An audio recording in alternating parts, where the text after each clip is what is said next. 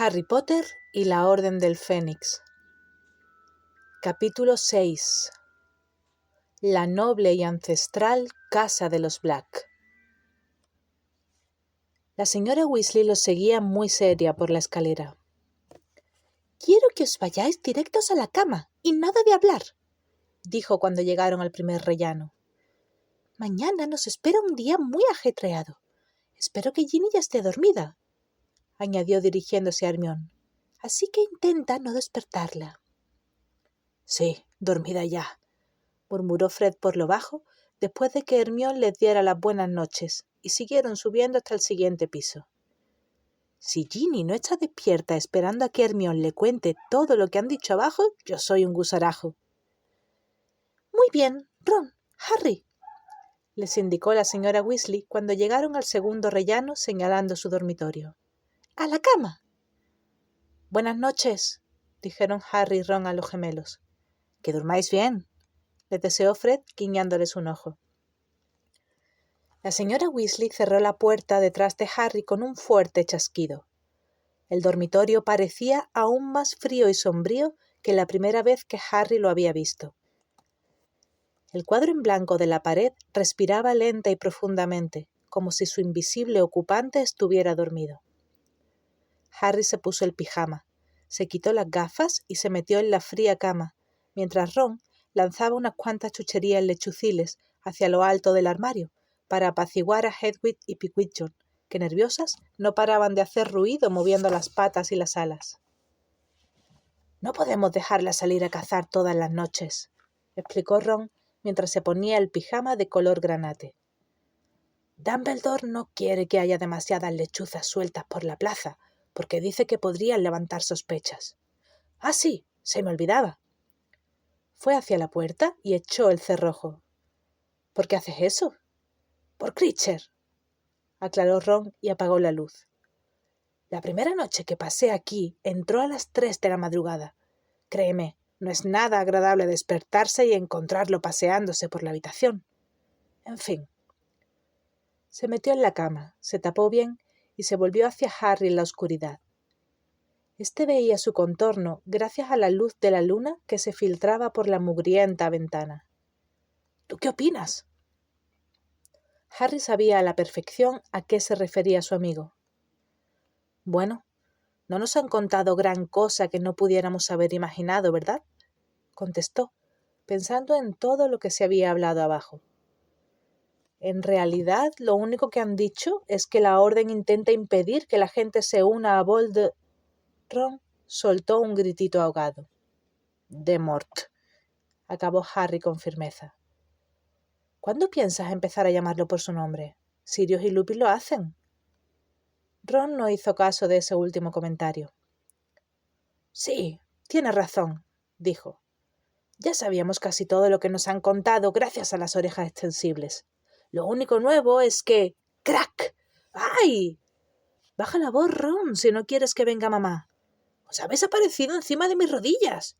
«Sí, bueno, es que a oscuras es más difícil». Harry vio la borrosa silueta de Fred y de George saltando de la cama de Ron. Luego oyó un chirrido de muelles y el colchón de Harry descendió unos cuantos centímetros porque George se había sentado cerca de sus pies. «Bueno, ¿ya lo habéis captado?», inquirió George con avidez. «¿Lo del arma que Sirius ha mencionado?», preguntó Harry. «Yo diría que se le ha escapado», opinó Fred muy contento. Se había sentado al lado de Ron. «Eso nunca lo habíamos oído con las extensibles». «¿Qué creéis que es?», siguió preguntando Harry. «Podría ser cualquier cosa», contestó Fred. «Pero no puede haber nada peor que la maldición Avada Kedavra, ¿verdad?», dijo Ron. «¿Qué hay peor que la muerte?». «Quizá sea algo capaz de matar a muchísima gente a la vez», sugirió George. «A lo mejor es una forma particularmente dolorosa de matar», dijo Ron atemorizado. «Para causar dolor tiene la maldición Cruciatus», recordó Harry. «No necesita nada más eficaz que eso». Hubo una pausa, y Harry se dio cuenta de que los otros, como él, estaban preguntándose qué horrores podría perpetrar aquella arma. ¿Y quién creéis que la tiene ahora?, preguntó George. Espero que alguien de nuestro bando, contestó Ron con una voz que denotaba cierto nerviosismo. Si es así, debe de tenerla guardada Dumbledore, dijo Fred. ¿Dónde?, preguntó con rapidez Ron. ¿En Hogwarts? Seguro que sí, afirmó George. Allí fue donde escondió la piedra filosofal. Pero esa arma debe de ser mucho más grande que la piedra, objetó Ron. No necesariamente, contestó Fred. Sí, el tamaño no es garantía de poder, advirtió George. Y si no, mirad a Ginny. ¿Qué quiere decir?, preguntó Harry. Nunca te ha echado uno de sus maleficios de los mocos murciélagos, ¿verdad? ¡Tss!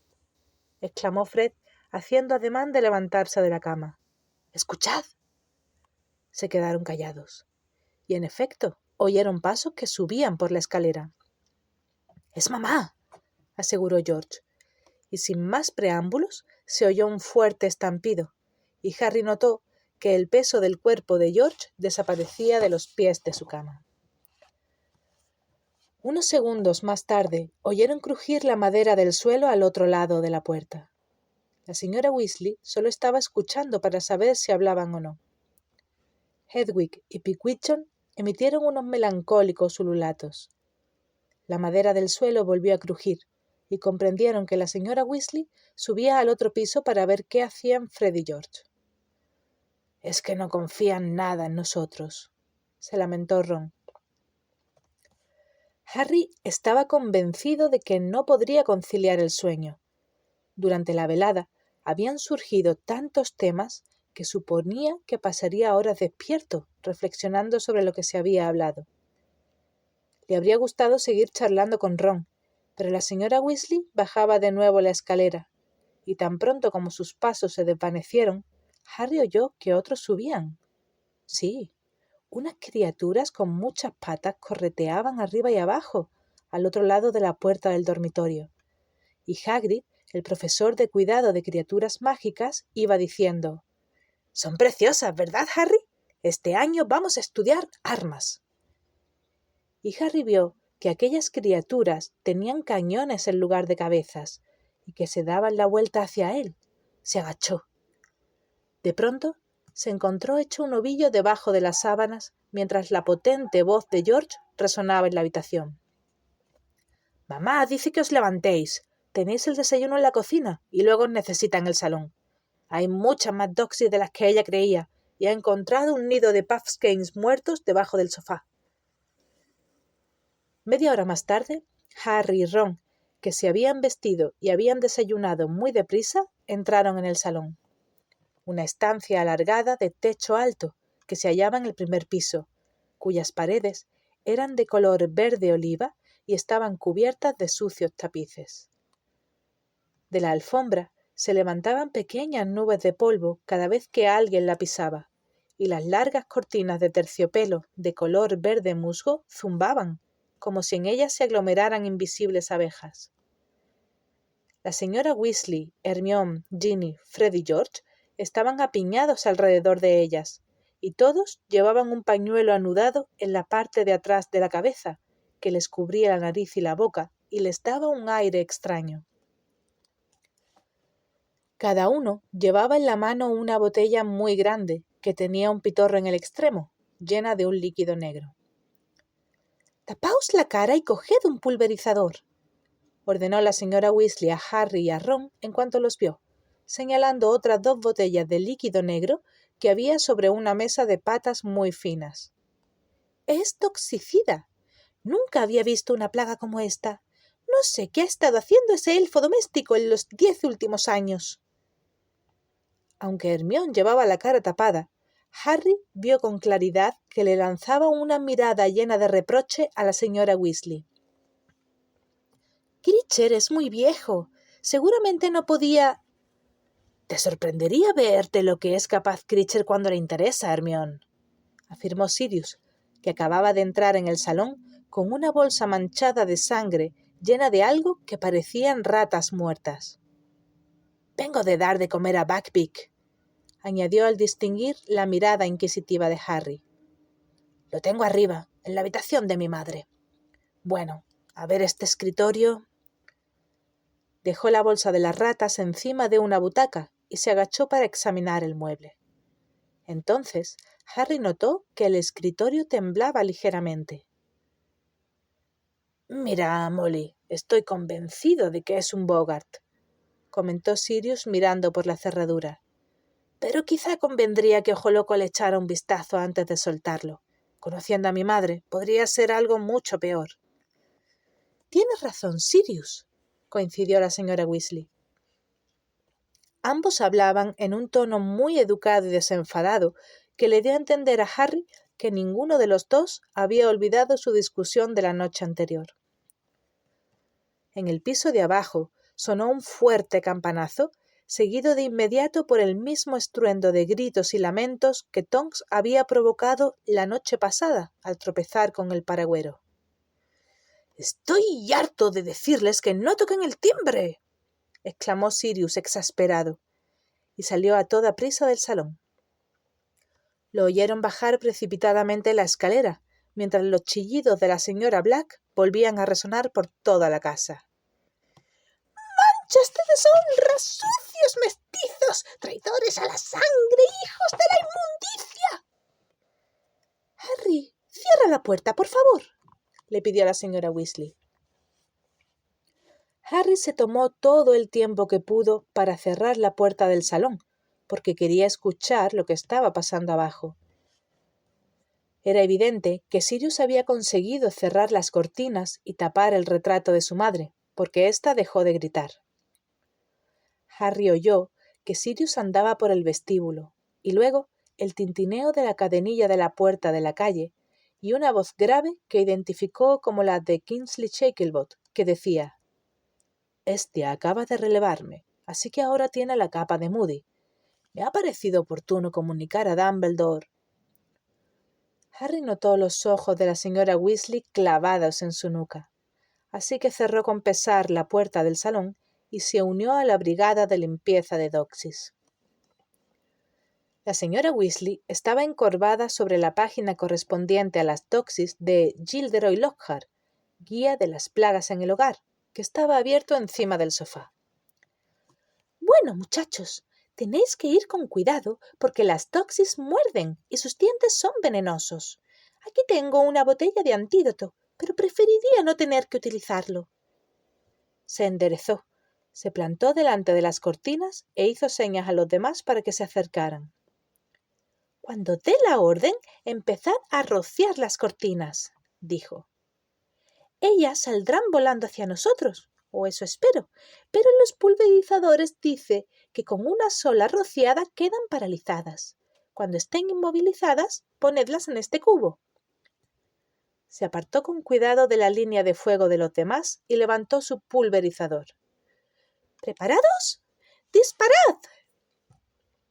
Harry solo llevaba unos segundos pulverizando las cortinas cuando una Doxy de tamaño considerable salió volando de un pliegue de la tela, agitando sus relucientes alas de escarabajo y enseñando los diminutos y afilados dientes.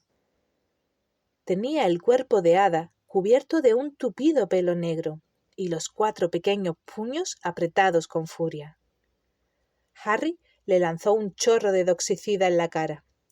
La Doxy se quedó quieta en el aire y cayó produciendo un ruido sordo, sorprendentemente fuerte, sobre la raída alfombra. Harry la recogió y la echó al cubo. «¿Se puede saber qué haces, Fred?», preguntó la señora Weasley con brusquedad. «Rocía a esa enseguida y métela en el cubo». Harry se dio la vuelta. Fred tenía una Doxy cogida entre el índice y el pulgar. «¡Allá va!», dijo Fred con entusiasmo, y roció a la Doxy en la cara hasta que la criatura se desmayó. Pero en cuanto la señora Weasley se volvió, Fred se guardó la Doxy en el bolsillo y guiñó un ojo. «Queremos hacer experimentos con veneno de Doxy para elaborar nuestros surtidos altaclases», dijo George a Harry por lo bajo. Harry roció con habilidad a otras 2 Doxys que iban volando directamente hacia su nariz. Luego se acercó a George y sin despegar los labios murmuró: ¿Qué son los surtidos hartaclases? Una variedad de caramelos para ponerte enfermo, susurró George sin apartar la vista de la espalda de la señora Weasley. No gravemente enfermo, claro, sino solo lo suficiente para saltarte una clase cuando te interesa. Fred y yo los hemos creado este verano. Son unos caramelos masticables de 2 colores. Si te comes la mitad de color naranja de las pastillas vomitivas, vomitas. En cuanto te dejan salir de la clase para ir a la enfermería, te tragas la mitad morada, que te devuelve a tu estado de salud normal, permitiéndote realizar la actividad de ocio de tu elección durante 1 hora que de otro modo habrías dedicado a un infructuoso aburrimiento. Bueno, eso es lo que hemos puesto en los anuncios, continuó Fred en voz baja.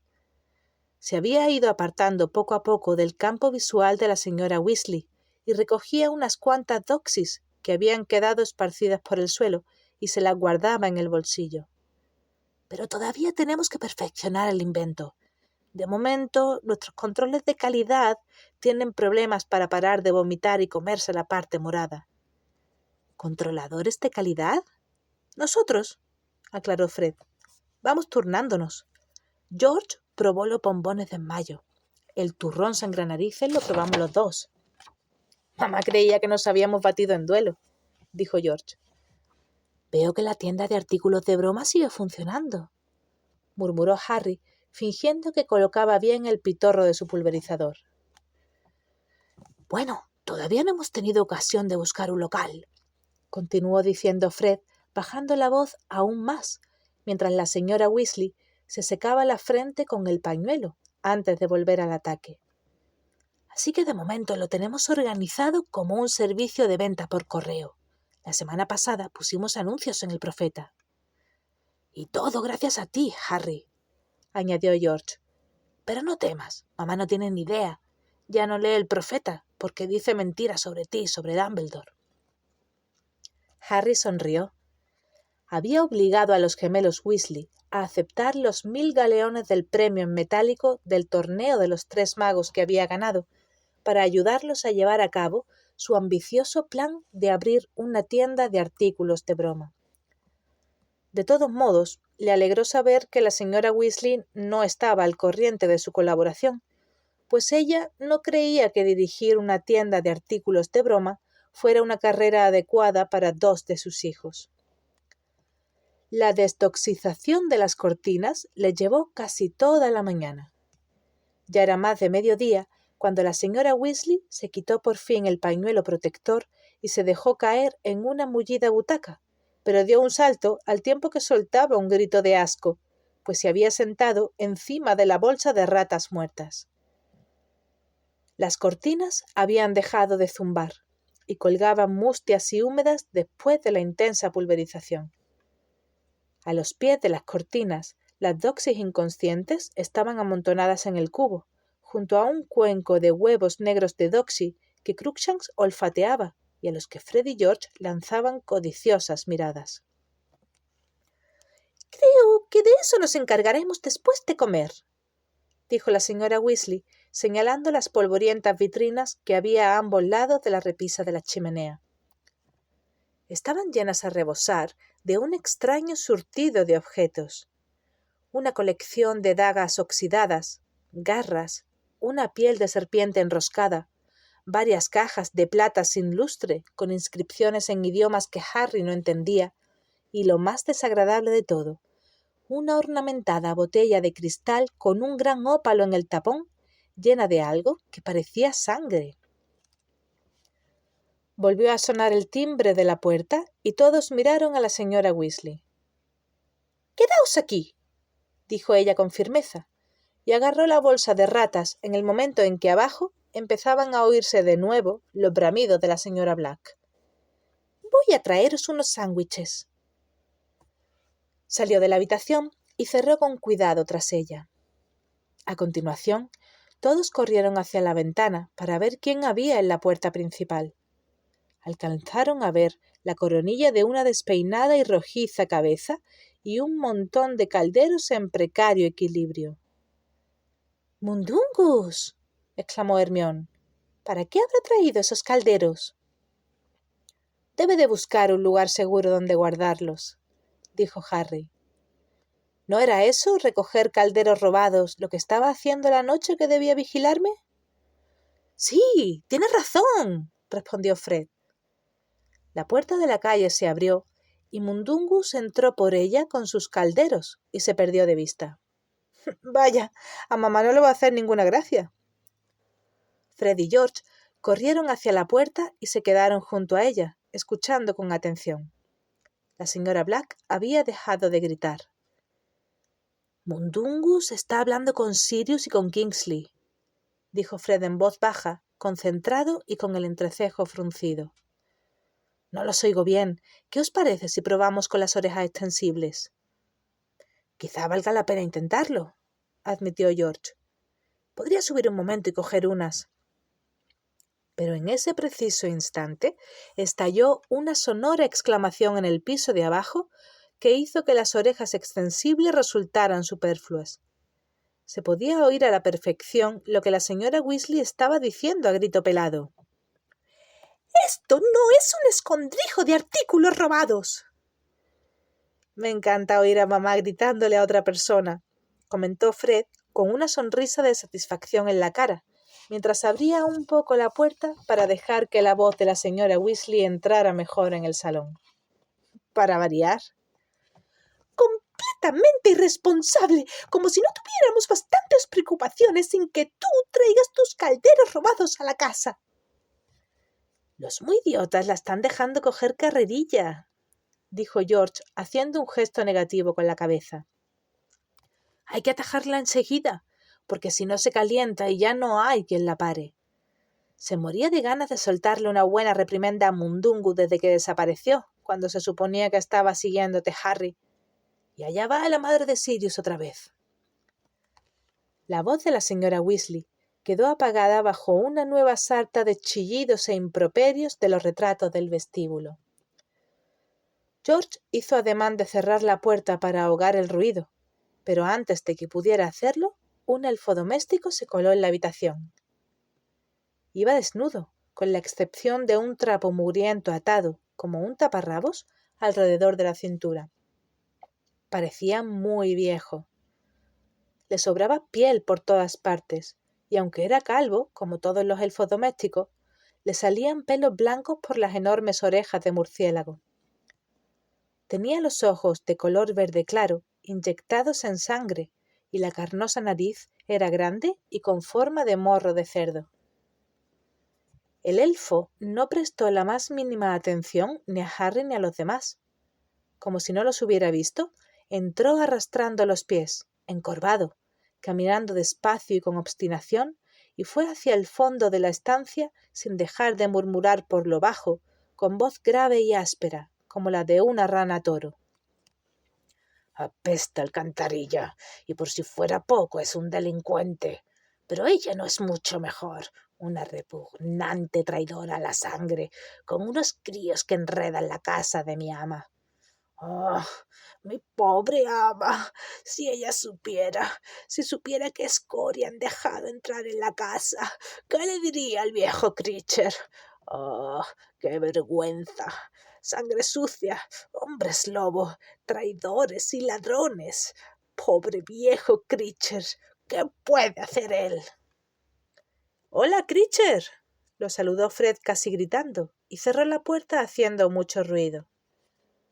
El elfo doméstico se paró en seco, dejó de mascullar y dio un respingo muy exagerado y muy poco convincente. «Critcher no había visto al joven amo», se excusó. A continuación se giró y se inclinó ante Fred. Con los ojos clavados todavía en la alfombra, añadió en un tono perfectamente audible: «Un sucio mocoso y un traidor a su sangre. Eso es lo que es». «¿Cómo dices?», preguntó George. «No he oído eso último». «Critcher no ha dicho nada», respondió el elfo, y se inclinó ante George, añadiendo en voz baja pero muy clara: «Y ahí está su gemelo, un par de bestias anormales». Harry no sabía si reír o no. El elfo se enderezó y los miró a todos con hostilidad en apariencia, convencido de que nadie podía oírlo, siguió murmurando. Y ahí está la sangre sucia, la muy descarada. Ay, si mi ama lo supiera. Oh, cómo lloraría. Y hay un chico nuevo. Creature no sabe su nombre. ¿Qué hace aquí? Creature no lo sabe. Este es Harry, Creature, dijo Hermione titubeante. Harry Potter. Creature abrió mucho los ojos y se puso a farfullar más deprisa y con más rabia que antes. La sangre sucia le habla a Creature como si fuera su amigo. Si el ama viera a Creature con esta gente, oh, ¿qué le diría? —¡No la llames sangre sucia! —saltaron Ron y Ginny al unísono, muy enfadados. —No importa —susurró Hermione—. No está en sus cabales, no sabe lo que...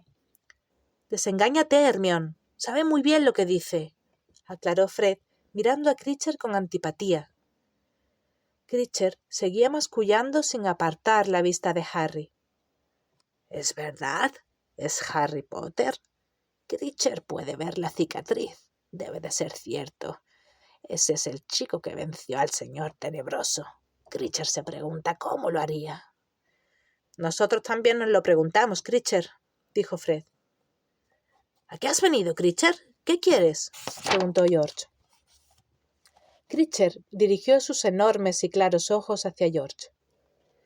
—Creature está limpiando —contestó con evasivas. —¡No me digas! —exclamó una voz detrás de Harry. Sirius había vuelto y miraba con desprecio al elfo desde el umbral. El ruido en el vestíbulo había cesado. Quizá la señora Weasley y Mundungus siguieran discutiendo en la cocina. Al ver a Sirius, Creature hizo una reverencia exageradísima hasta tocar el suelo con su nariz en forma de hocico. —¡Levántate! —le espetó Sirius impaciente. —A ver, ¿qué estás tramando? —Creature está limpiando —repitió el elfo. —Creature vive para servir a la noble casa de los Black. —Que cada día está más negra —afirmó Sirius. —Al amo siempre le ha gustado hacer bromas —comentó Creature. Volvió a inclinarse y siguió murmurando. El amo era un canalla desagradecido que le partió el corazón a su madre. —Mi madre no tenía corazón, Creature —lo atajó Sirius—. Se mantenía viva por pura maldad. Creature hizo otra reverencia. —Como diga el amo —masculló con furia—. El amo no es digno siquiera de limpiarle la porquería de las botas a su madre. Oh, mi pobre ama, ¿qué diría si viera a Creature sirviéndolo a él, con lo que ella lo odiaba? ¡Cómo la decepcionó! —Te he preguntado qué te traes entre manos —dijo Sirius con frialdad. Cada vez que apareces fingiendo que limpias, te llevas algo a tu habitación para que no podamos tirarlo. Creature jamás movería nada de su sitio en la casa del amo —repuso el elfo, y luego farfulló muy deprisa. El ama jamás perdonaría a Creature si tiraran el tapiz. Lleva 7 siglos en la familia. Creature debe salvarlo. Creature no dejará que el amo y los traidores y los mocosos lo destruyan. —Ya me lo imaginaba —comentó Sirius mirando con desprecio la pared de enfrente. Mi madre le habrá hecho otro encantamiento de presencia permanente en la parte de atrás, seguro, pero si puedo deshacerlo me libraré de él. Y ahora, lárgate, Creature. Por lo visto, Creature no se atrevía a desobedecer una orden directa. Sin embargo, la mirada que le lanzó a Sirius al pasar, arrastrando los pies por delante de él, estaba llena de un profundo odio, y salió de la habitación sin parar de murmurar. Y llega de Azkaban y se pone a darle órdenes a Creature. Oh, mi pobre ama, ¿Qué diría si viera cómo está la casa? Llena de escoria, despojada de sus tesoros. Ella juró que él no era hijo suyo y él ha vuelto. Y dicen que es un asesino. Sigue murmurando y me convertiré en un asesino de verdad, gritó Sirius con irritación, al mismo tiempo que cerraba de un portazo. No está en sus cabales, Sirius, dijo Hermione con tono suplicante. Creo que no se da cuenta de que oímos lo que dice. Lleva demasiado tiempo solo, aclaró Sirius, recibiendo órdenes absurdas del retrato de mi madre y hablándose a sí mismo. Pero siempre fue un repugnante. A lo mejor, si le dieras la libertad, sugirió Hermione. No podemos darle la libertad. Sabe demasiado sobre la orden, respondió Sirius de manera cortante. Además, la conmoción lo mataría. Insinúale que salga de esta casa y ya verás cómo reacciona. Sirius se dirigió a la pared donde estaba colgado el tapiz que Critcher había estado intentando proteger. Harry y los demás lo siguieron. El tapiz parecía viejísimo. Estaba desteñido y raído, como si las Toxis lo hubieran mordisqueado. Con todo, el hilo dorado con el que estaba bordado todavía relucía lo suficiente para dejar ver un extenso árbol genealógico que se remontaba, por lo que Harry pudo distinguir, hasta la Edad Media. En la parte superior había grandes letras que rezaban: La noble y ancestral casa de los Black, toujours pour. «¡Tú no sales aquí!», exclamó Harry, tras recorrer con la mirada la parte inferior del árbol. «Antes estaba», comentó Sirius, señalando un pequeño y redondo agujero con los bordes chamuscados, que parecía una quemadura de cigarrillo. «Mi dulce y anciana madre me borró cuando me escapé de casa. A Critcher le encanta relatar esa historia entre dientes». «¿Te escapaste de casa?», «Cuando tenía 16 años», afirmó Sirius. «Estaba harto». «¿A dónde fuiste?», preguntó Harry mirándolo fijamente. «A casa de tu padre», contestó Sirius. «Tus abuelos se portaron muy bien conmigo. Me adoptaron, por así decirlo. Sí, me instalé en casa de tu padre y pasé allí las vacaciones escolares, y cuando cumplí 17 años me fui a vivir solo. Mi tío Alfred me había dejado una cantidad considerable de oro. A él también deben de haberlo borrado del árbol por eso. En fin, después empecé a vivir solo, pero siempre fui bien recibido en casa de los Potter y solía ir allí a comer los domingos». «Pero, ¿por qué?» «¿Por qué me marché?». Sirius compuso una amarga sonrisa y se pasó los dedos por el largo y despeinado cabello. «Porque los odiaba a todos, a mis padres con su manía de la sangre limpia, convencidos de que ser un Black te convertía prácticamente en un miembro de la realeza. El idiota de mi hermano, que fue lo bastante estúpido para creérselo. Ese es él». Sirius puso un dedo en la parte inferior del árbol y señaló el nombre Regulus Black. La fecha de su muerte, unos 15 años atrás, seguía a la de su nacimiento. «Era más joven que yo», explicó Sirius, «y mucho mejor, como me recordaban mis padres cada 2 por 3.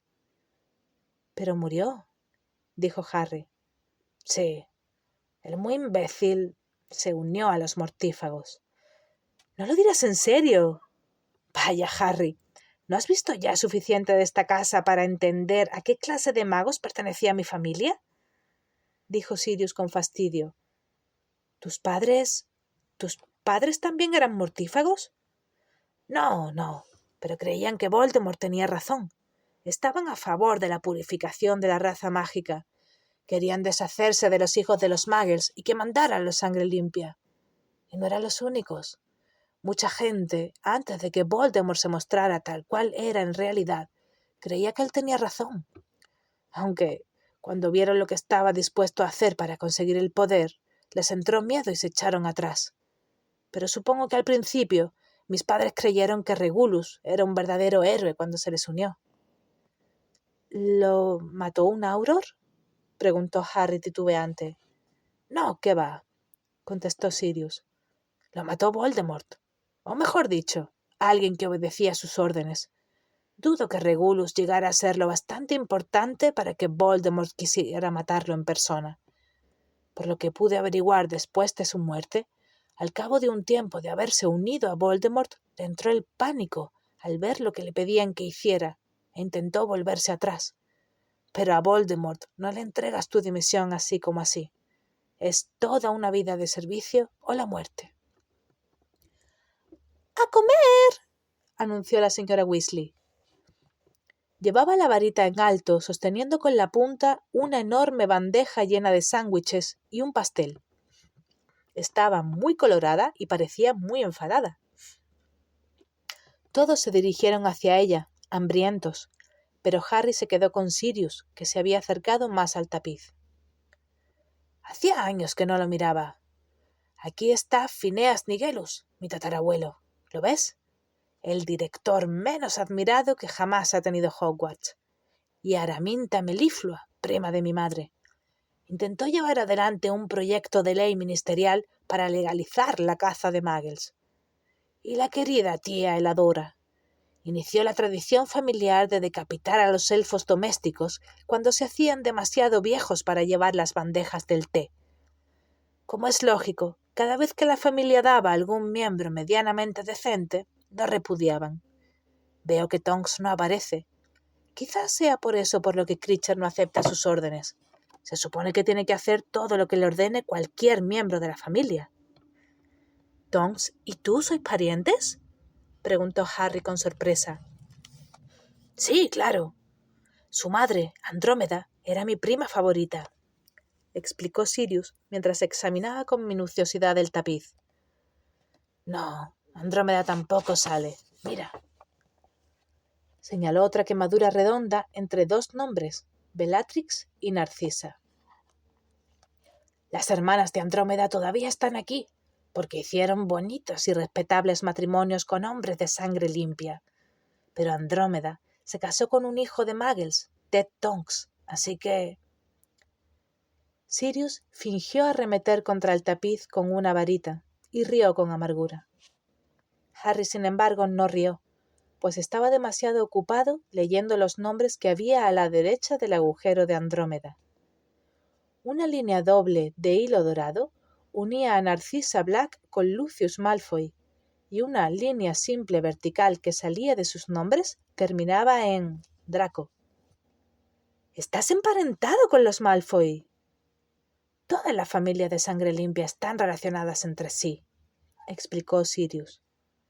Si solo permites que tus hijos e hijas se casen con gente de sangre limpia, las posibilidades son limitadas. Ya no quedamos muchos. Molly y yo somos primos políticos, y Arthur es algo así como mi primo segundo. Pero no vale la pena buscarlos aquí. Si hay una familia de traidores a la sangre en el mundo, se trata de los Weasley. En ese momento, Harry estaba leyendo el nombre que había a la izquierda del agujero correspondiente a Andrómeda. Bellatrix Black, que estaba conectado mediante una línea doble al de Rodolphus Lestrange. Lestrange, pronunció Harry en voz alta. Aquel nombre había despertado algún recuerdo en su memoria. Le sonaba de algo, pero no sabía de qué, aunque le produjo una extraña sensación, una especie de escalofrío en el estómago. «Están en Azkaban», dijo Sirius con aspereza. Harry lo miró con expresión de curiosidad. Bellatrix y su marido Rodolphus entraron con Barty Crouch, hijo, añadió Sirius con la misma aspereza. Rabastan, el hermano de Rodolphus, también entró con ellos. Entonces Harry lo recordó. Había visto a Bellatrix Lestrange dentro del pensadero de Dumbledore, aquel extraño aparato en que se podían almacenar los pensamientos y los recuerdos. Era una mujer alta y morena, con los párpados caídos, que en el juicio había proclamado que mantendría su alianza con Lord Voldemort, así como lo orgullosa que se sentía por haber intentado encontrarlo después de su caída, y su convicción de que algún día su lealtad se vería recompensada. «Nunca me dijiste que era tu...» «¿Qué más da que sea mi prima?», le espetó Sirius. «Por lo que a mí respecta, ya no son familia mía. Ella desde luego no lo es. No la veo desde que tenía tu edad, exceptuando el día de su llegada a Azkaban. ¿Crees que estoy orgulloso de tener un pariente como ella?» «Lo siento», dijo Harry. «No quería... Es que me ha sorprendido, nada más». «No importa, no tienes que disculparte», masculló Sirius entre dientes, y se dio la vuelta con las manos hundidas en los bolsillos. «No me hace ninguna gracia estar aquí», añadió contemplando el salón. «Nunca pensé que volvería a estar encerrado en esta casa». Harry lo entendía a la perfección. Se imaginaba lo que sentiría cuando fuera mayor y creyera haberse librado de aquel lugar para siempre si tuviera que volver a vivir en el número 4 de Private Drive. «Como cuartel general es ideal, desde luego», agregó Sirius. «Cuando mi padre vivía aquí, instaló todas las medidas de seguridad mágica conocidas. Están muy bien disimuladas, de modo que los muggles nunca llamarían a la puerta. Claro que, aunque no lo estuviera, tampoco querrían acercarse aquí. Y ahora que Dumbledore ha añadido sus propios sistemas de protección, te costaría encontrar otra casa más segura que esta. Dumbledore es guardián de los secretos de la Orden, lo cual quiere decir que nadie puede encontrar el cuartel general a menos que él le diga personalmente dónde está. Esa nota que Moody te enseñó anoche era de Dumbledore». Sirius soltó una breve y áspera risa. «Si mis padres vieran para qué estamos utilizando su casa ahora. Bueno, puedes hacerte una idea por lo escrito del retrato de mi madre». Frunció un instante el entrecejo y luego suspiró. «No me importaría tanto si de vez en cuando pudiera salir y hacer algo útil. Le he pedido a Dumbledore que me deje escoltarte el día de la vista, tomando la forma de hocicos, claro. Así podría darte un poco de apoyo moral. ¿Qué te parece?» Harry tuvo la sensación de que el estómago se le hundía hasta la polvorienta alfombra. No había vuelto a pensar ni una sola vez en la vista desde la cena de la noche anterior. Con la emoción de volver a estar rodeado de la gente que él más quería y con tantas noticias, no había vuelto a acordarse de aquel asunto pendiente. Sin embargo, cuando Sirius mencionó la vista, volvió a invadirlo un miedo aplastante. Miró a Hermione y a los Weasley, que estaban comiéndose los sándwiches, y pensó en cómo se sentiría si ellos regresaban a Hogwarts sin él. «No te preocupes», lo tranquilizó Sirius. Harry levantó la cabeza y comprendió que su padrino había estado observándolo. «Estoy seguro de que te absolverán. El Estatuto Internacional del Secreto contempla el uso de la magia para salvar la propia vida». «Pero si me expulsan», dijo Harry en voz baja, «¿me dejarás venir aquí y quedarme a vivir contigo?» Sirius esbozó una triste sonrisa. «Ya veremos. Afrontaría mucho mejor la vista si supiera que, pase lo que pase, no tendré que volver con los Dursley», insistió Harry. «Deben ser realmente odiosos para que prefieras vivir en esta casa», contestó Sirius con tono pesimista. «Daos prisa, vosotros dos, os vais a quedar sin nada», los avisó la señora Weasley. Sirius suspiró otra vez y echó un vistazo al tapiz. Luego Harry y él fueron a reunirse con los demás. Aquella tarde, Harry hizo todo lo posible para no pensar en la vista mientras vaciaba las vitrinas. Por fortuna para él, era un trabajo que requería gran concentración, pues muchos de los objetos que había allí dentro se mostraban muy reacios a abandonar sus polvorientos estantes. Sirius recibió una fuerte mordedura de una caja de rapé de plata. Pasados unos segundos, la mano herida había generado una repugnante costra, como una especie de guante marrón muy duro. «No pasa nada», dijo examinándose la mano con interés, antes de darle unos golpecitos con la varita mágica para que la piel volviera a su estado normal. Dentro debía de haber polvos verrugosos. Metió la caja en el saco donde iban guardando lo que sacaban de las vitrinas, y poco después Harry vio cómo George se envolvía la mano con un trapo y se guardaba la caja en el bolsillo lleno de doxis. Encontraron un instrumento de plata de aspecto espeluznante, algo parecido a unas pinzas con muchas patas. Cuando Harry lo cogió, subió corriendo por su brazo como una araña e intentó pincharlo. Sirius lo atrapó y lo aplastó con un pesado libro titulado La nobleza de la naturaleza, una genealogía mágica. También había una caja de música que emitía una melodía tintineante y un poco siniestra cuando le dabas cuerda. Y de pronto, todos se sintieron débiles y soñolientos de una forma muy extraña, hasta que a Ginny se le ocurrió cerrar la tapa de un porrazo. Un enorme guardapelo que nadie pudo abrir, varios sellos antiguos y, en una caja cubierta de polvo, una orden de Merlín primera clase, concedida al abuelo de Sirius por los servicios prestados al ministerio. «Quiere decir que les dio mucho oro», aclaró Sirius con desprecio, y metió la medalla en el saco de la basura. Critcher se coló en la habitación varias veces e intentó llevarse cosas en el taparrabos, murmurando terribles maldiciones cada vez que lo pillaban. Cuando Sirius le arrancó de la mano un enorme anillo de oro con el emblema de los Black, Critcher rompió a llorar de rabia y salió de la habitación sollozando y lanzando contra Sirius unos insultos que Harry nunca había oído. «Era de mi padre», explicó Sirius, y metió el anillo en el saco. «Critcher no le tenía tanto aprecio a él como a mi madre, pero la semana pasada lo sorprendí robando los pantalones suyos». La señora Weasley los tuvo unos cuantos días trabajando muy duro. Tardaron 3 días en descontaminar el salón. Al final, los únicos trastos que quedaron fueron el tapiz del árbol genealógico de la familia Black, que resistió todos sus intentos de retirarlo de la pared, y el escritorio vibrante. Moody aún no había aparecido por el cuartel general, de modo que no podían estar seguros de qué había dentro.